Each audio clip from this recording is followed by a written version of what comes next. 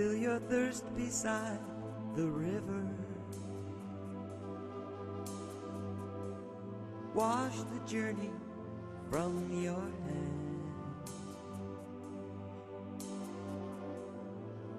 Feel the comfort flow inside you. I think we can. Yeah. Come this far, you understand. Hi, welcome to Healing Outside the Box. I'm Rosemary Lachance, an energy healer and spiritual teacher. And this is our 161st show. This show is a live call-in show now. While we'll still have guests from time to time, we're also going to do shows which will give food for thought information about spirituality. We encourage you to send emails to call. We encourage you to call in and ask your questions. The phone is here in the studio, and you can talk to Mary or myself. And we also encourage you to send emails to me or to write letters to the station asking your questions about the show, and we'll answer them on our show or privately if you prefer. If you have a group that you think would be interested in what we have to offer, I'm available to come to your group to teach from this series. We will give our contact information at the end of the show. To find out what shows are playing in your area and when they are playing, please contact the public service channel in your town. Please like our show on Facebook under Healing Outside the Box. Enjoy the show. The title of our show tonight is Getting Vegan Healthy in the Kitchen, and our guest is Mary Lawrence, vegan chef and owner of Well on Wheels. Welcome, Mary. Thank you. Good to be Welcome. Yes. Okay, let me tell you a little bit about Mary. Mary is an executive chef and owner of Well on Wheels, Connecticut's premier vegan personal chef service. President of the Ethical Epicure, which offers vegan culinary tours, corporate workshops, and wellness retreats. And she's the founder of Vegan Home School, which teaches home chefs how to create culinary masterpieces like the pros. She's a frequent guest on radio and TV, including WNPR's The Colin McEnroe Show and WTNH-TV's Connecticut Style, and conference and seminar speaker, most recently at Valley Veg Fest and the Boston Vegetarian Society. Mary earned a certificate in plant-based nutrition from the Dr. T. Campbell Foundation at Cornell University in Massachusetts in communication from the University of Hartford, and a BA in English from the University of Connecticut. She has been an adjunct professor at Gateway Community College, University of Hartford, and Manchester Community College. Her recipes have been included in the Best of Vegan Cooking 2009 by Priscilla Farrell and vegetariancooking.com. Her most recent cookbook, Easy Peasy Vegan Eats, is a guide for busy people making the vegan transition. She is also a writer and food blogger, and her culinary creations can be followed on the blog, The Traveling Chef. And I have had the honor of sampling some of the recipes in her book. To try them out. Remember, I was selected by you to try out. My testers, right? We all had 5 different recipes to try out, and they were great. They were great, and I makes a lot, so I gave some to my friends, and they all loved it too. So you're going to love this book. It's really, really good. Now, the first thing we ask people when they come to the show is, what made you get into doing this vegan cook? What made you decide to become a vegan? Well, I guess it's 2 different questions. The vegan came first before my actual business, neither of which I ever imagined I would do in my life. I think I just always loved animals, so I always had a connection to them. I cared about them, but like many people, just never really made that connection to the food that I was eating. But through the years, I just ate like everybody else, but more along the junk food lines. So eventually, I got really sick. My health was compromised. I had headaches, migraines all the time, sinus infections, allergies, asthma. Really, it felt like I had seasonal allergies that lasted all 4 seasons. Just by eating normally, like people eat normally? It was, what they call normal. The regular, standard American diet. Right. So my health was compromised, and I went to traditional doctors. Most allergists said I needed to do two things. One is get rid of my dog, and the other thing was to be on medication the rest of my life. Oh, gee. Neither of which I wanted to do, and I also was very skeptical of anyone that would tell me I needed to get rid of a family member, because I considered my dog part of my family. Yes. So I started doing research, and back then, so that was about 20 years ago, there was not internet. It was hard to get information, but I did find a naturopathic doctor who I worked with, and the first question I asked was, can I keep my dog? And she said, of course, I would never ask you to get rid of your dog. So I said, okay, I'll do anything. So that was initially where I changed my diet. She said I needed to give up, really, it was pretty much everything I was eating. So refined flour, refined sugar, processed foods, dairy products, anything artificial, like artificial colors, sweeteners, things like that. So really, that's kind of what I was eating all the time. So I had to change my diet and relearn how to cook, and started eating fresh fruits and vegetables, which I had never really done. I was raised part Italian, so most of what I ate was along the Italian pasta, pizza kinds of foods. So that was the only thing I knew for vegetables was tomato sauce. You know, so so really learning how to eat broccoli, how to prepare it so it tasted good, and then I really ended up enjoying those flavors, the subtle distinctions between flavors with all the fresh fruits and vegetables. So I started learning, just adapting recipes that I found, making them vegan. My health recovered, and also people were finding that the food that I was making, they really enjoyed eating. So that was the next step. People suggested that I open a restaurant. So I went back to school, studied culinary arts, and through that process, really kind of decided that working at a restaurant was not for me, because it was very stressful. Oh, it is. So really, the idea of balance in my life became very important, but I felt like I had something to share with people, so I started teaching cooking classes. West Hartford Adult Education is where I first started teaching, and one of my students loved my food, and she asked me if I would come cook for her. And I thought she was joking, but she was serious, so she became my first client. And really, like I said, I didn't imagine that that would develop into a business, but through word of mouth, and the more people, you know, tried my food, I ended up getting more clients. So I was eventually able to, after 3 years, turn my part-time hobby into what became my business. Did these people convert over to vegan and vegetarian eating? That happens. Or were they that way when you started working for them? Or often it's people come to my cooking classes. They're just curious, and they will often say, you know, they don't intend to become vegan. They just want to learn some healthy recipes or just add to what they already know. Then they say by the end of the class, they're like, gee, I never knew the food could taste this good. And they say that, you know, they're going to start thinking about moving in the vegan direction. So I think it's just steps in that journey that I try to help people with. That first step is always the most difficult, and I just say, you know, take a class or try one recipe or experiment with a new fruit or vegetable. You know, it's like an adventure. You never know where it will lead you. Right. Well, you know, I noticed when I became vegetarian, I'm vegetarian, not vegan yet, but vegetarian, that restaurants didn't really know how to cook that way.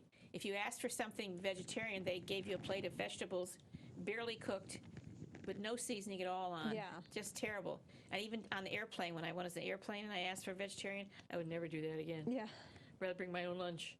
It was awful. So that's what people think. Everybody thinks, oh, well, a vegetarian, that means you just eat vegetables. That's terrible.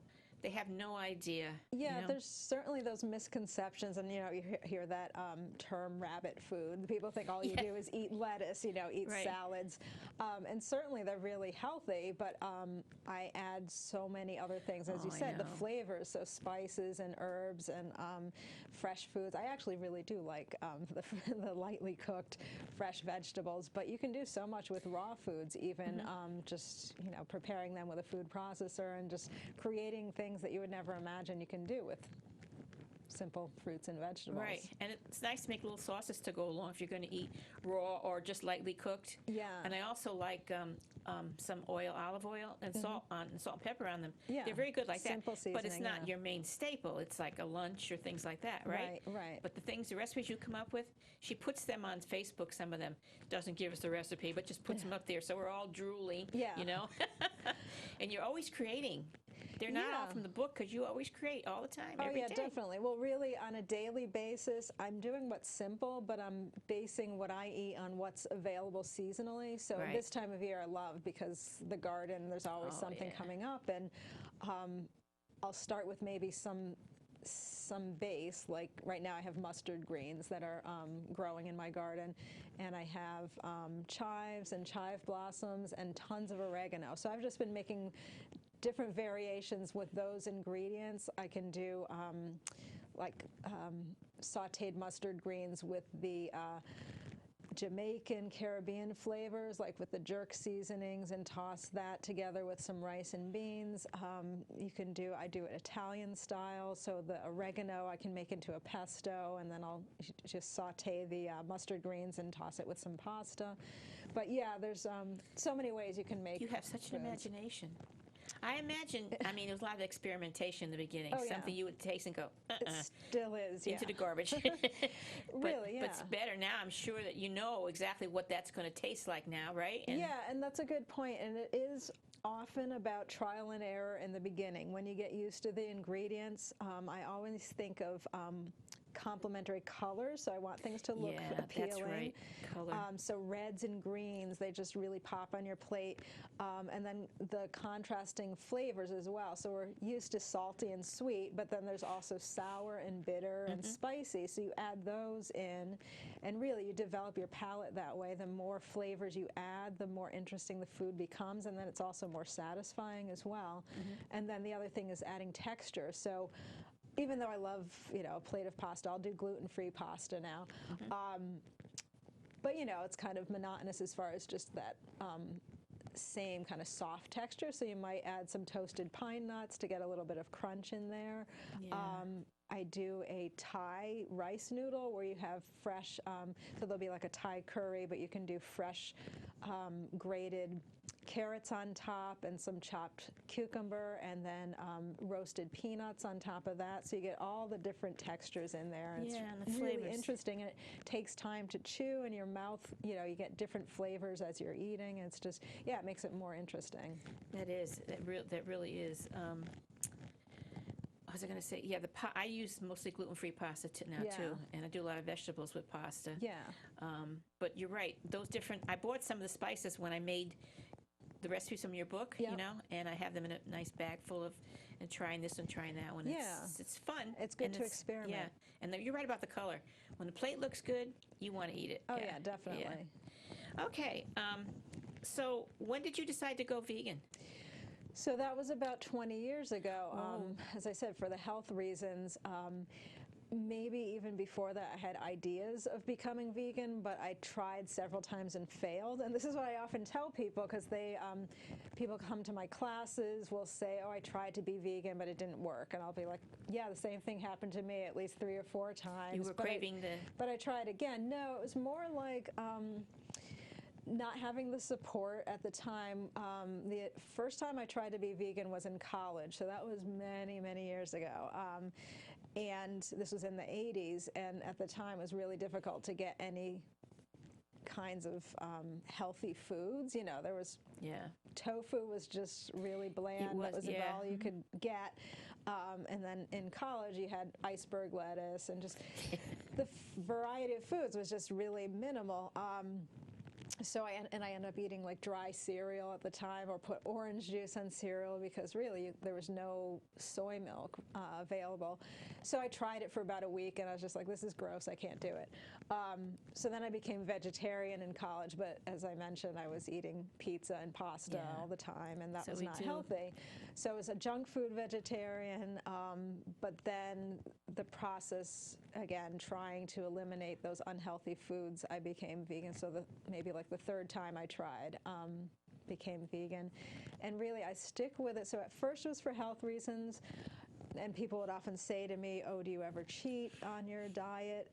When you look at it as a diet, then you do kind of end up thinking, oh, I can have this ice cream once in a while, or I can have pizza once in a while. But the more I learned about how the animals are treated and the more it became an ethical issue for me, I was doing it for the animals. So I found that I couldn't cheat on the animals. I just didn't want to support that, the cruel, inhumane treatment of animals, that the way farming, animal agriculture is these days. And then the idea of just taking milk away from the baby cows. I didn't want to be complicit in that, be somebody that, would do that. So, so that's how it stuck after the third time that I tried to be vegan. What goes through my mind if I think about wanting to have a piece of meat? I think about the meat on my plate, and then I think, but that's part of a dead body. And then Right. and then I think, and that body, that animal suffered because of that. Yeah. How can I want to eat that? Yeah. I really... And it's true. You are eating that suffering. You're eating that fear and the pain that that animal experienced. So I find really the way that my outlook on life changed, my emotional and mental health, I think, changed as well as my physical health. So I lost some weight. I wasn't extremely overweight, but I lost maybe about 15 or 20 pounds easily. But I found that the main change was just that I felt more at peace with myself and knowing that I was not contributing to that suffering and feeling like the food that I was eating was giving me energy instead of making me feel stressed out or just all these negative kind of food feelings. has vibration. Yeah. Okay, we agree on that. So an animal, when it's slaughtered, is filled with fear. Oh, yeah. Anxiety and fear and just horrible feelings. And when we eat that, we absorb those emotions the same way. You're Right. absolutely right. Right. Yeah. Yeah. So, and people say, oh, I miss my juicy hamburger, I miss my steak, I miss this and that. And I say to them, why don't you take that hamburger, don't put it on a bun, no ketchup, no mustard, no mayonnaise, no onions, no lettuce, no tomato, no salt and pepper, just eat it. How do you like it then? Yeah. Well, so I said basically it's all the seasoning you put on it. Right. If you stop and think about it. If you ate it plain, that's a different story, and not many people would stick with that. So there's ways to do it for yourself, I know. Yeah, and fortunately, I don't eat a lot of the meat substitutes, but fortunately, there are some really good ones on the market these days. There's a brand, it's called Beyond Meat, and they just came out recently with a veggie burger called the Beast Burger, and and it's play obviously on this whole idea of it being an animal, and the burger itself, when you cook it, it does look like a hamburger, and I wouldn't say it tastes exactly like a hamburger, but it's very hearty tasting, it's satisfying, it's high in protein, low in fat, low in calories. And supposedly, as far as like the comparable size, it's better as far as protein content than a hamburger of that size. Is it soy? Most of these are soy. No, that That's one good. actually is soy-free and gluten-free. Oh, that's good. It's made with pea protein and whatever other seasonings they have. But that one's just been on the market for a few months, and I think it is getting popular because it holds up well, especially for gluten-free. It holds up well on a grill. So for grilling season, it's a perfect substitute. It's gluten-free too. That's great. Yeah. That's really great. Right now, there's so many choices. Oh, yeah. Where years ago, there wasn't not many at all. Right. You're right. And that's why I say it's so much better now. easy peasy to be vegan. That's right. With your book. Yeah. You want to show them that book right now? Let's show them that book. Can you hold it up? Me hold it? Yeah. Let's see, where are we? There you go. Okay. There. So this is, the cookbook. Easy peasy vegan treats. Vegan eats. Yeah. I'm sorry, eats. Great recipes. Yeah, Just great. And that's available on Amazon if anyone is interested in taking a look. So, what do you think are some of the common obstacles people face when making the vegan transition? Well, I'll talk about the ones that I face and then the ones that people mention to me. Right. So as I said, when I was first starting, I felt like there was very little support. The reason why I became vegan was I had one friend that I happened to meet in college who was vegan, and it all made sense to me. And I think most people find that to be the case. You can't argue against animal suffering. I think everyone would agree that that's not something that they'd want to contribute to. But then the difficult part, so one of the obstacles is, well, how do you do that in everyday life? Because people often find they don't have enough time, it's inconvenient, or it costs too much money. So these are some issues that actually I write about. Each of the chapters in my book address those common obstacles. So having a support system, to me, that was the biggest obstacle. So it really helps these days. We've got the internet, meetup groups. You can just put in there vegan, and you'll find vegan meetup groups all over the country. If you Google, you can often find just organizations like here in Connecticut, there's the Northern Connecticut Vegetarian Society, and they meet once a month, and they have potlucks where everyone brings vegan food.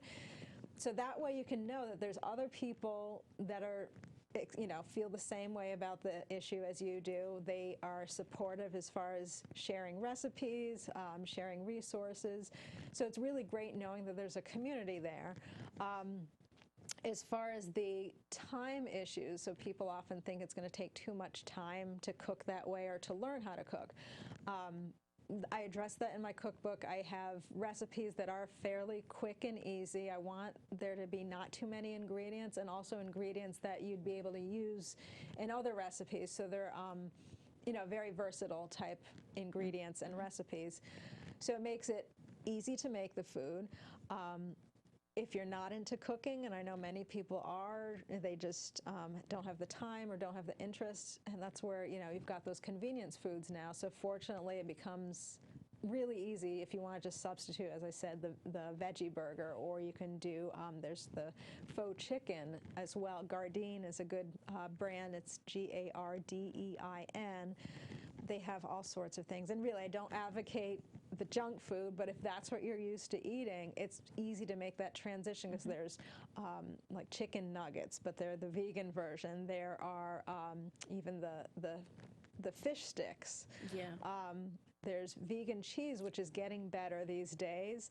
And then as far as doing substitutes, if you do want to cook on your own, you don't need eggs, you don't need dairy, because you can just get almond milk these days. You can get margarine, like Earth Balance margarine, that's made without any dairy. Just what I use, Earth Balance and really soy-free. Once you, maybe it'll take a few times using it to get used to it, but really you don't really notice the difference. Yeah. So those substitutes are available in most mainstream grocery stores these days. So major supermarkets, easy to get. As far as affordability, something that's really interesting is there's a mayonnaise substitute called Just Mayo, which is available at the dollar store, so you can get for $1. So really? Yeah. So again, you don't want to make mayonnaise the staple in your diet, but if you're used to eating mayonnaise, you can get a cheap version at the dollar store. Ocean State Job Lot often has discount products like flour and oil and other baking products. Yeah, they do. So that's a great place. Another surprising place for getting discounted food products is TJ Maxx and Marshall's. They have their home goods section. Oh, that's right. And there's usually the food items in there. You can get really great products like flaxseed and chia seed, which are very expensive for the most part if you're going to get them in the health food store, but they're about half the price if you go to TJ Maxx. So yeah, look for those. You can get discounts there. So it's really, all those obstacles are easily addressed in our modern society. Bob's Red Mill, they have a lot. Right, the gluten-free flour. Yeah, and they have that, and then they have all other kinds too. If you don't have to worry about gluten, they have so many soup mixes. And Ocean State Job Lot has amazing what you can find. The prices. Right.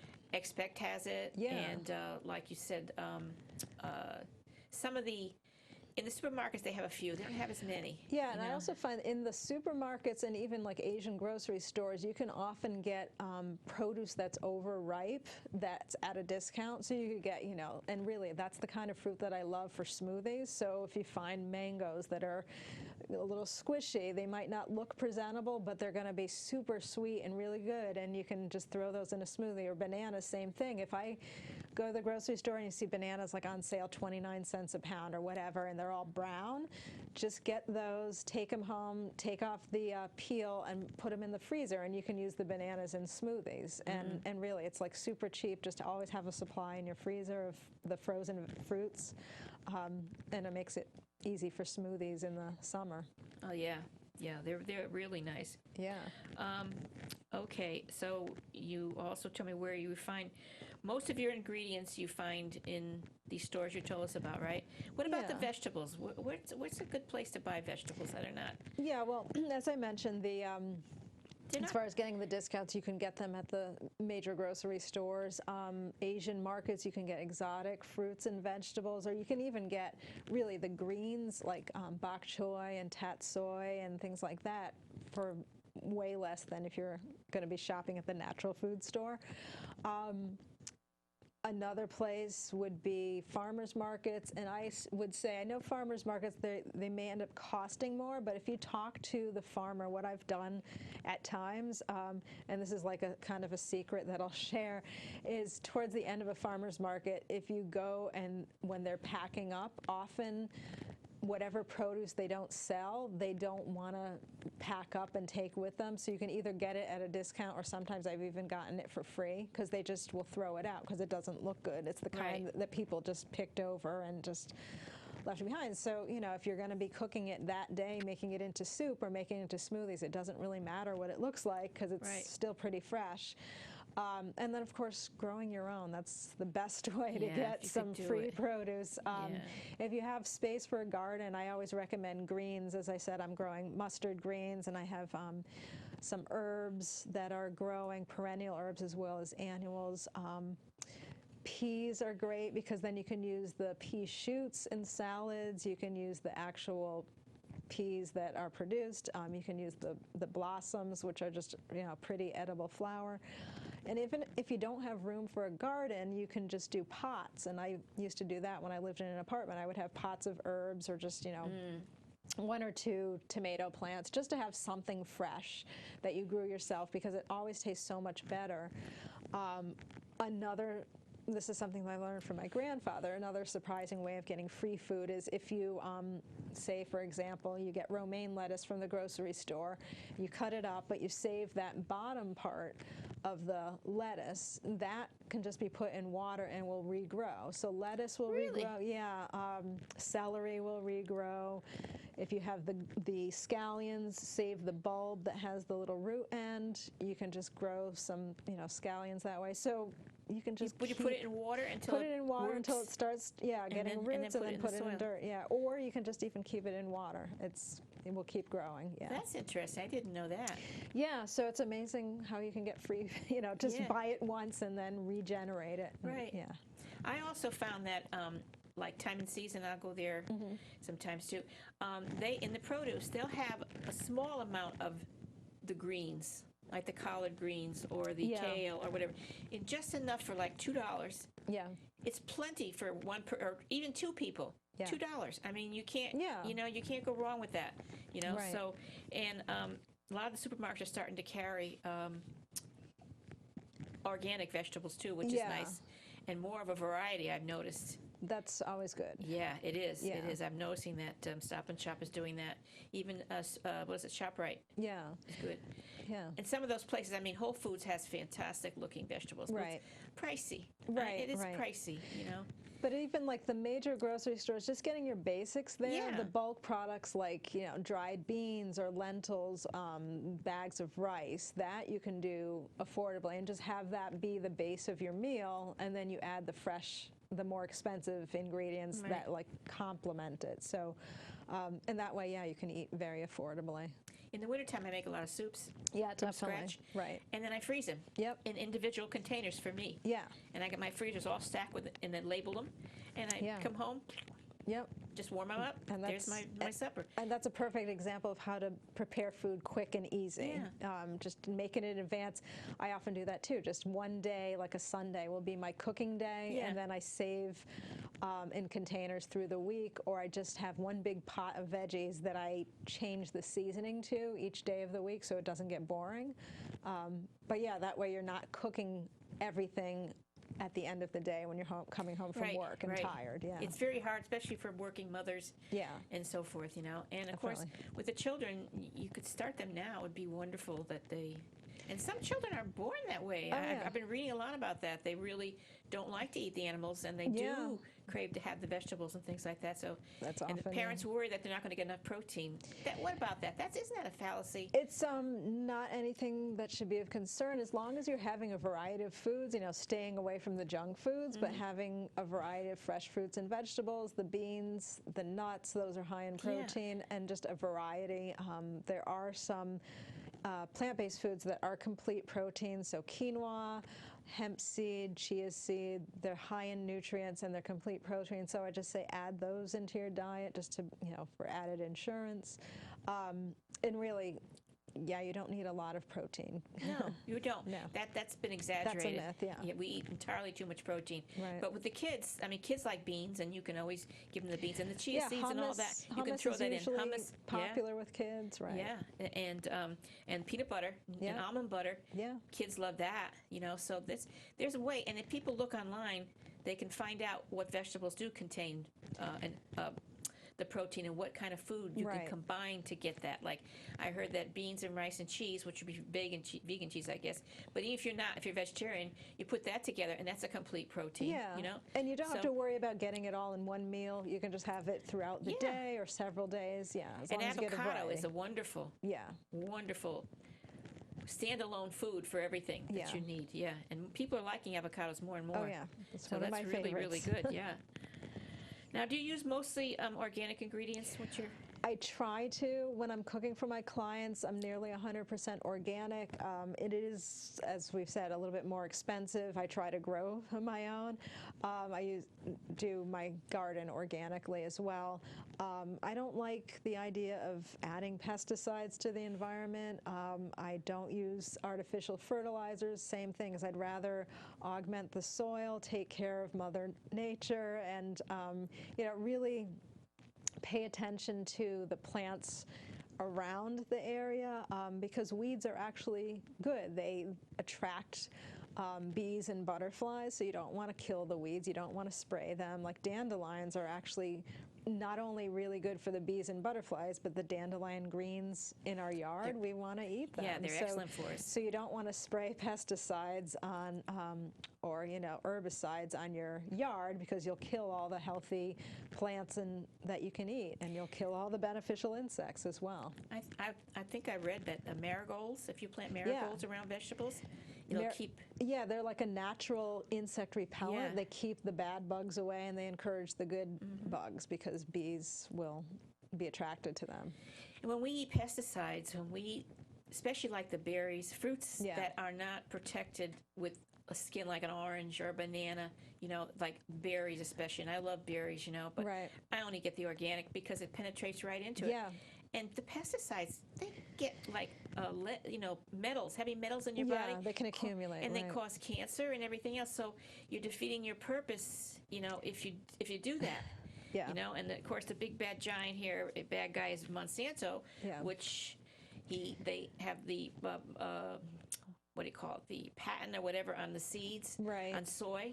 No one else can grow soy but them. They have to buy the seeds from them, and they're all soaked in genetically altered with pesticides right in the seeds, right? They're grown. So the genetic modification includes the pesticide right in the genes, so you can't wash them off, right? Yeah. In Europe, they don't use them. Yeah, they're in Europe, banned they won't allow many countries, right? Well, I hear. I know the reason, but right. It's a lot to do with money, but that's something that people need to try. And the more people demand the organic, the prices will get a little better, because they'll sell a lot, so they'll lower the prices. Well, if you think about it, until, what was it, like maybe the 50s, after World War II, everything was organic. It was only because Monsanto had the chemical, chemicals that were used, and that they ended up using as herbicides, that they ended up transferring into garden and agricultural use, but they really were not popular before that. So, I try and think of how much, grandparents and great-parents, the methods that they used for gardening. We can eat anything then. Yeah. That's why everyone lived to be ripe old age. Yeah. Weren't running to the doctor for this pill and that pill and the other pill. Right. Because everything was, like you said, yeah, I didn't put it that way, but yeah, it was all organic because it wasn't sprayed. Yeah. Then, you know. Yeah. I know, you're right. You're right. So, what are some tips and strategies you would recommend to people who want to eat healthier and become vegan, vegetarian and vegan? Yeah, so tips and strategies. You told us a lot of them already. What I often say for, again, people that come to me in my classes or clients that I cook for, in general are not vegan. They're just curious or they want to eat healthier. So I don't want to bombard them all at once and say, you know, go 100%, because that can seem overwhelming at first. Yeah. Especially if you're not ready, because you really need to be ready to make that change. So I often say, you know, everybody in their own time, we're all on our own paths. So for the most part, if people are curious, I say just try one recipe a week, or try a new vegetable, or go out to a restaurant that has vegan food. Many ethnic cuisines like Thai and Japanese and Ethiopian, if you're lucky to be near an Ethiopian restaurant. There's one in New Haven, there's one in Hartford. All of these have great vegan items on the menu. So that's really, that can become an adventure too, just trying trying entrees that other people have made that are vegan. That can be a surprise. And then you try to make that kind of food on your own at home. So going to a new website or finding blogs, there's many food blogs out there. Sometimes that can be overwhelming. We can spend hours looking at all the pretty pictures. There's so many foods out there. So that's why I say just, you know, focus on what your tastes are and what you think you'd want to learn, and just give yourself that assignment, like one new recipe a week, one new restaurant a week. That's a good place to start. And then gradually, as you accumulate more recipes, like say you have 5 or 6 that you really like, then try varying them throughout the week. So that way you have a repertoire to choose from, and often you can vary them based on what's in season. So depending on the time of year, you might have you know, early spring, you'd have asparagus available. But then towards the end of the summer, you would have string beans and zucchini available. So you're just going to be like changing your recipe based on what's in season. So that's like the easy way to start. When I did it the 3rd time that I went vegan, I just went 100%. I gave up everything overnight the day before my 30th birthday, and and that to me was like almost like forcing myself to make that commitment. So some people find that that's the way they need to do it. If they give all of that stuff up, all of the animal products, all the junk food, etc., and they make a commitment and then just start from that point forward. That way you can say, well, you know what, tonight I'm just going to have broccoli and rice, and I don't care it's not a recipe, I don't care if it seems unbalanced, but, you know, just experience the flavors of broccoli on its own and rice on its own. Really just doing that can be exciting. And then if you do have the garden, that's another thing. It's just always try and grab something in the garden and have the fresh vegetables that you can eat every day. I've been eating mixed salads with baby kale, arugula, the mustard greens, pretty much every day for the last couple of weeks. And just a simple dressing on top of that. Maybe I'll throw in an avocado or a cucumber just to add some bulk to it. But you know, if you can do that once a day, just have something that's fresh and local, then that also makes you feel healthier and feel like you can make that commitment. I buy the different greens, like the field greens, yeah, the arugula. I like watercress, yeah, and some micro greens. Yeah, you know, yeah, and the sprouts are really good. And I love Vidalia onions, so I'll slice some of those up in there. Some olives. I even had the fresh organic strawberries. Yeah, and cut them up, put them in there with like olive oil and just a little bit of lemon, salt, pepper. It's so good. Yeah. So I mix them all up in a big bag. So every night I just pull my hand in the bag and throw it in the dish. You know. Yeah, that's good. And then when you're starting, like you said, you could tell 1 week I won't eat any meat, and then after maybe a month you say, okay, now for twice a week I won't eat any meat, and you could do it like that. Yeah. And be kind to yourself and do it gradually, and don't try to, like you said, if you're the person that could do it, fine. If you can't, be kind to yourself, right? Right, definitely. And it is always about thinking of the food, being very mindful of what you're eating, where it comes from, and what you're putting into your body too. And I think when you do that, no matter what you're eating, that does make you kind of form a decision subconsciously, like, do you really want to be putting a dead animal into your body? Right. Especially, I gave a presentation like this for the New Hampshire Veg Fest where I talked about hidden ingredients, because often, we're told to read the labels. We know what a label, if it has a few ingredients, it's probably going to be better for you. If it has tons of ingredients, it's probably not so good. But what many people don't realize is that meat products, they don't need to be labeled, but they can contain sodium, they can contain preservatives. That does not need to be labeled. The other thing that this is an interesting statistic, the FDA allows fecal matter to be sold along with like the animal products. So 90 to 95% of beef contain fecal matter. And this is, the reasons why beef and chicken, why there's problems with E. coli, why there's problems with salmonella.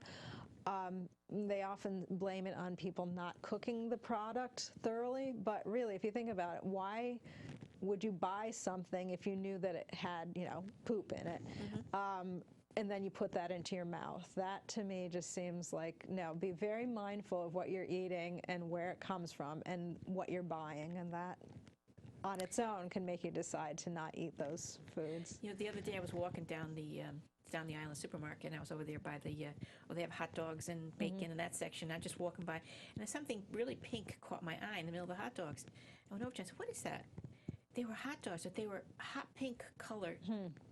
And I remember seeing that on Facebook, where they stuff the real, what they look like for real is pink, and then they take that pink out of the color. Yeah, I went, who's going to buy these hot dogs? They look horrible. Yeah, often too, the meat, people expect pink colored meat, but that is because of gases that are pumped into the meat to prevent it from getting discolored. Because if the meat actually was allowed to decompose as it normally would, everything in the grocery store would be gray, because that's the normal decomposition. But they're preserved with these gases. And the other thing is salmon as well. It's it's pink not really salmon. Pink salmon that yeah. people see and they think is a sign of freshness. That's not a natural color. That's not how it's found in nature. Yeah.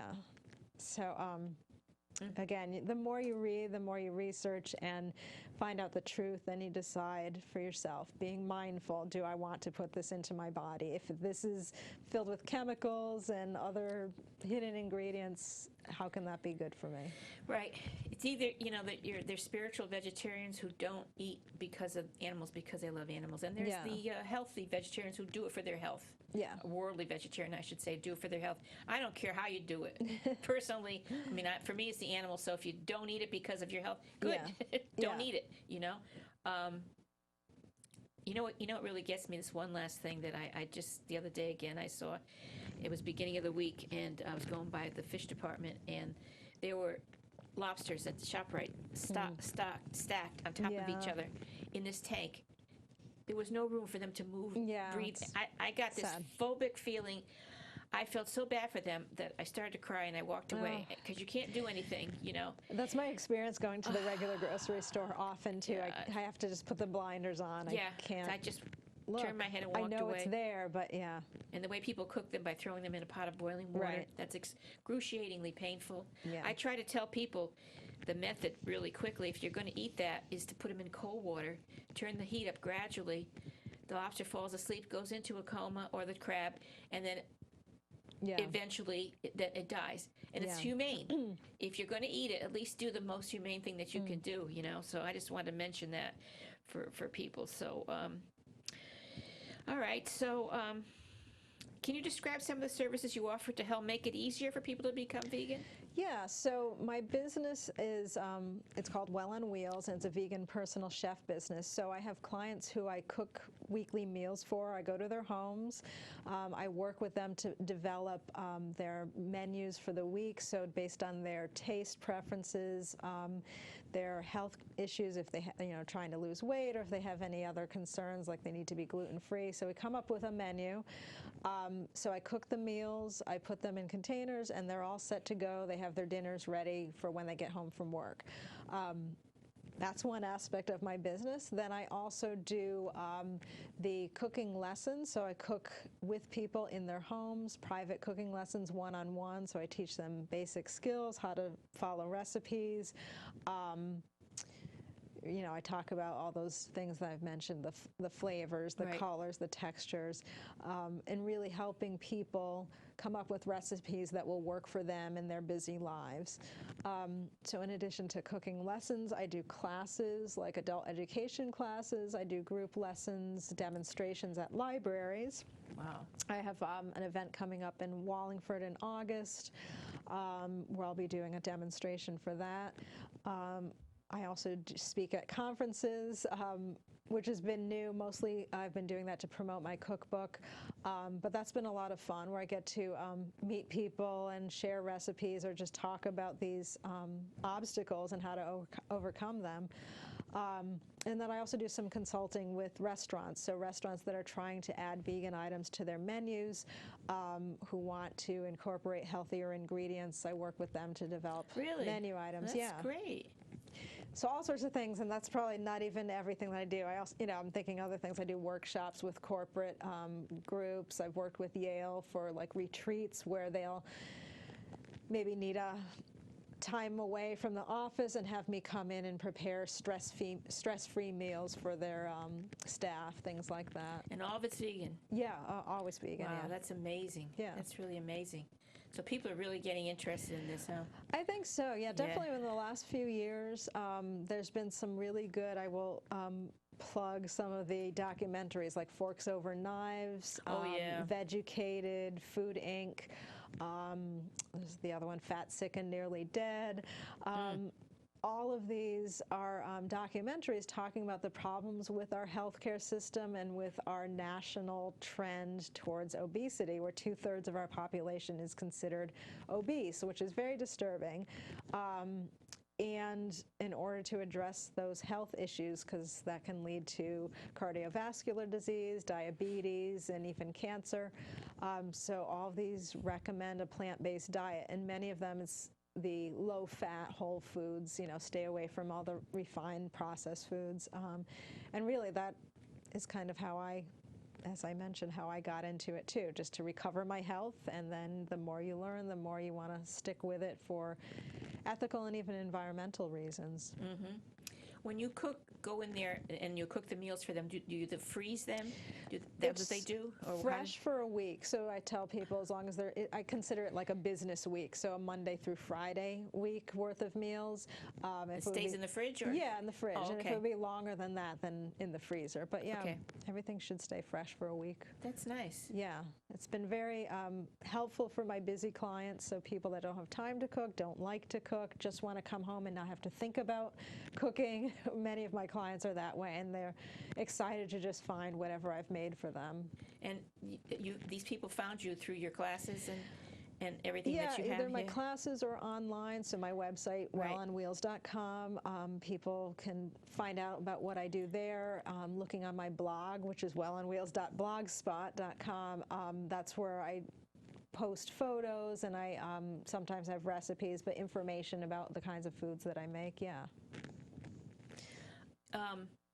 It's like tonight, we're live a call and no one has called in. Okay. But we go to 17 towns, and I have some people who keep in touch with me in the New Haven area, some up in the Saybrook area. So when they see this, pre-recorded, I'm sure they're going to have some questions and everything, so that'll be good. But I guess people can email me or call me. North Haven people don't call in, or maybe they're not listening. I don't know. They're It's a shame, and but thinking, and they're trying to decide what they want to say. Yeah.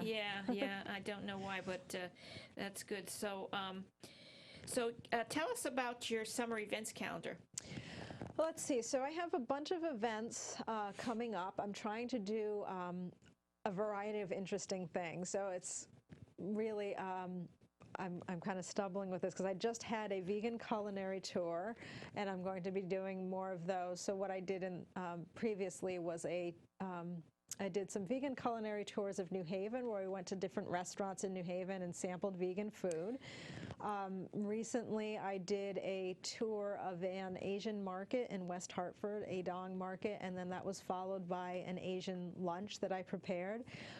So I have coming up in June, I have an ice cream social. So I'll be talking about how to make vegan ice cream, and then we'll be making ice cream sundaes. That's a lot of fun. That would be with like almond milk or one of the nut milks and everything. Yeah. Yep, coconut milk. Yeah. I'll even be making a sorbet without any dairy. So that's coming up, and then I'm going to be doing a tour of a tofu manufacturer right in Connecticut. So we'll have a group organic. Tour. Oh yeah, it is organic tofu. We'll do a tour, and then we'll have some samples afterwards. That's coming up in July, and then as I mentioned in August, I'm doing a program at Wallingford Public Library, and I'm always adding events. I'm actually, as on my way here, I was thinking, what else can I do? And it's kind of, I think of pesto season, because it's like the fresh herbs. I'm thinking of doing a pesto making workshop. So it's not just the pesto that you're familiar with, like basil, pine nuts. There's so many other pesto type foods that you can make with different herbs, different nuts. Some you don't even need nuts. You can do dessert pesto. So yeah, I'm going to do a variety of those. You're amazing to me, coming up with all these things, you know, I mean, yourself. There's really just so much that I want to do. It's really a matter of time trying to squeeze it all in. So yeah. Unbelievable. and I hope people will get this book and try, because those recipes are delicious. Yeah, you know? thank you. And the things you put on Facebook. All right, so we're saying the benefits of using organic is no pesticides. Right. So, all right.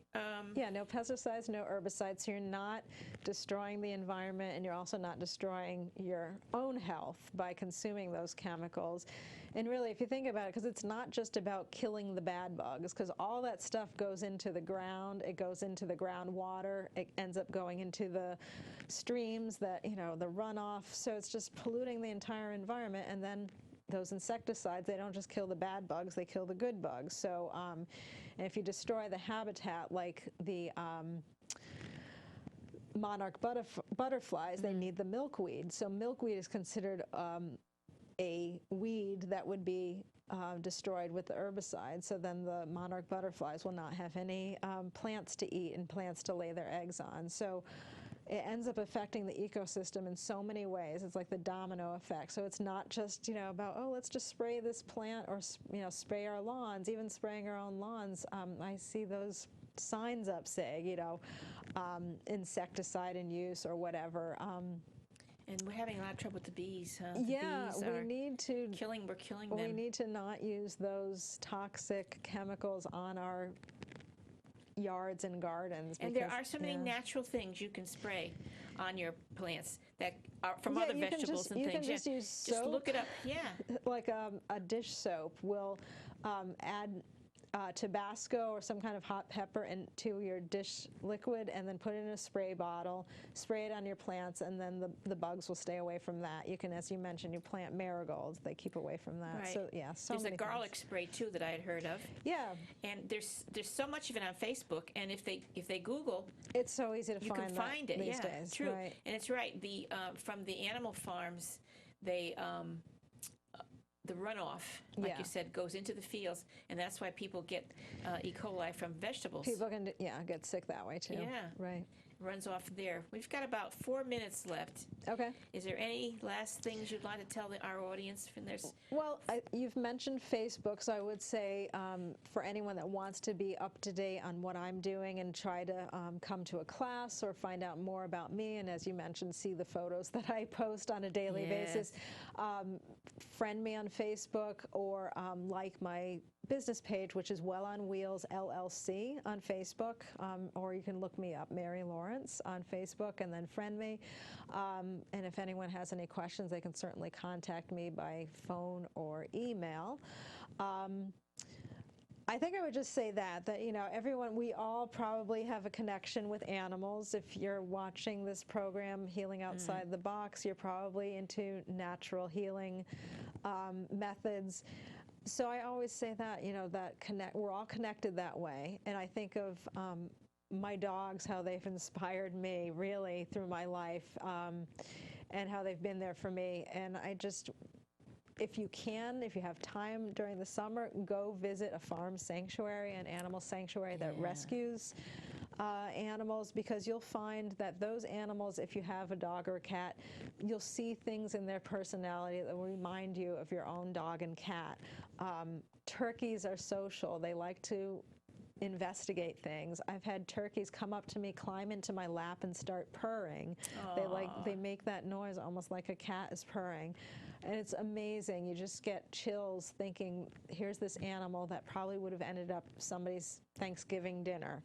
And instead, it was one of the lucky few that got rescued, and here it is living out its life on a farm in you know, safety.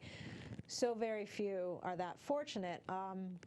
And when you see them and you make that connection, really, it's very moving. I think that's when I visited Farm Sanctuary in Watkins Glen, New York, and that's when I think I made that commitment to changing my life, and that's what I wanted to do. I wanted everything that I did with my work to have some purpose and meaning, because I care about the animals. I saw a video of a chicken. A little boy went to hug the chicken, and the chicken hugged back. Yeah. You know?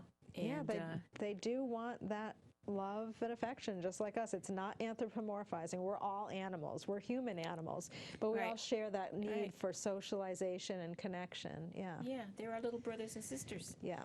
You know, like we wouldn't eat our dogs and our cats and our birds, but what's the difference? Yeah. I always put a dog as a cat, as a chicken, as a cow, as a pig. Yeah. It's all the same, you know? And they need our help. They need people to speak up for them and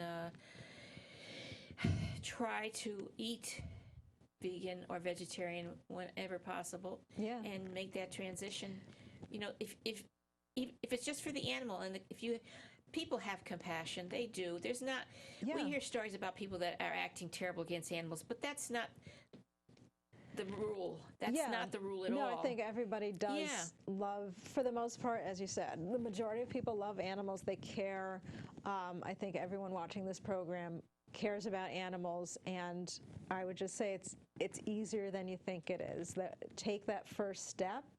There's many people and many ways of being supported in that journey. And again, if you fail at first, don't worry, just keep going, because the difference between success and failure is not giving up. Right. That's very good. Good quote. Good quote.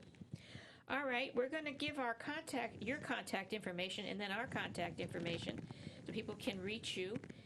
To contact Mary, vegan chef and owner of Well on Wheels. Her phone number is 860-985-1645.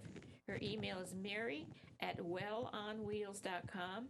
Her website is www.wellonwheels.com, and her blog spot is wellonwheels.blogspot.com. And you won't be sorry. Like her on Facebook. Would be just by your name, right, Mary Lawrence? Yeah, you can. My personal page is Mary Lawrence, and my business is Well on Wheels LLC. Okay. All right. So to learn more information about this show or any of our past shows, please contact us at whitebuffalo8@comcast.net. That's the email address. Or to reach me, Rosemary Lachance, my phone number is 203-627-7966. My website is www.rosemarylachance.com, where I have, you know, the web addresses of all these different things that Mary was talking about for the animals, and things you can see about health and cancer and everything. And to write a letter, you can write here at NHTV 127 Washington Avenue, North Haven, Connecticut, 06473. And we are also on Healing Outside the Box. We are on Facebook under Healing Outside the Box. Well, thank you for joining us, Mary.